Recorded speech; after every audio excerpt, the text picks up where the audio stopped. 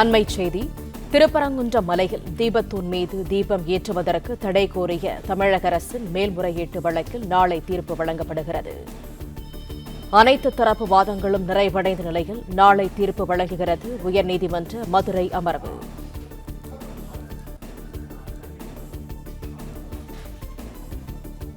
திருப்பரங்குன்றம் மலையில் தீபத்தூண் மீது தீபம் ஏற்றுவதற்கு தடை கோரிய தமிழக அரசின் மேல்முறையீட்டு வழக்கில் நாளை தீர்ப்பு வழங்கப்படுகிறது. அனைத்து தரப்பு வாதங்களும் நிறைவடைந்த நிலையில் நாளை தீர்ப்பு வழங்குகிறது உயர்நீதிமன்ற மதுரை அமர்வு. திருப்பரங்குன்றம் மலையில் தீபத்தூணில் தீபம் ஏற்ற வேண்டும் என்று உயர்நீதிமன்ற மதுரை அமர்வு நீதிபதி சுவாமிநாதன் தீர்ப்பு. அண்மைச் செய்தி. திருப்பரங்குன்றம் மலையில் தீபத்தூண் மீது தீபம் ஏற்றுவதற்கு தடை கோரிய தமிழக அரசின் மேல்முறையீட்டு வழக்கில் நாளை தீர்ப்பு அறிவிக்கப்படுகிறது. கூடுதல் தகவல்களை தருகிறார் எமது செய்தியாளர் சந்திரன். சந்திரன், விவரங்கள் என்ன?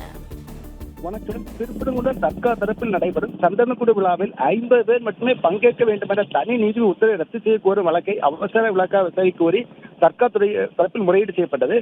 திருப்பரங்குன்றம் தொண்டர் பணி விவகாரத்தில் நாளை உத்தரவை பிறப்பிக்க இருப்பதாகவும் அதில் இவை தொடர்பாக குறிப்பிட அவசர விசாரிக்க நீதிபதி ஜெயச்சந்திரன் ராமகிருஷ்ணன் அமர்வு மறுப்பு தெரிவித்துள்ளது.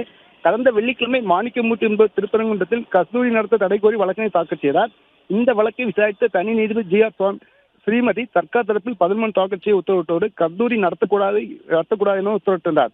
அதுபோல் 50 பேர் மட்டுமே சந்தனக்கூடு நிகழ்வில் பங்கேற்கும் என கூறினார். இந்த நிலை தர்கா தரப்பில் திருப்பரங்குன்றம் தர்கா தரப்பில் நடைபெறும் சந்தனக்கூடு விழாவில் 50 மட்டுமே பங்கேற்கும் என தனி நீதி உத்தரவை ரத்து செய்ய கோரிய வழக்கை அவசர வழக்காக விசாரிக்க கோரி நீதிபதிகள் ஜெயச்சந்திரன் ராமகிருஷ்ணன் அமர்வில் முறையீடு செய்யப்பட்டது.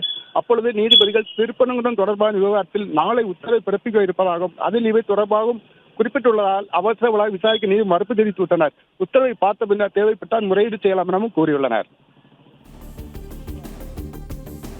பிளே ஸ்டோர் மற்றும் ஆப் ஸ்டோரில் இருந்து பாலிமர் செயலியை QR கோடு மூலம் பதிவிறக்கம் செய்யுங்கள். செய்திகளை உடனுக்குடன் பெறுங்கள்.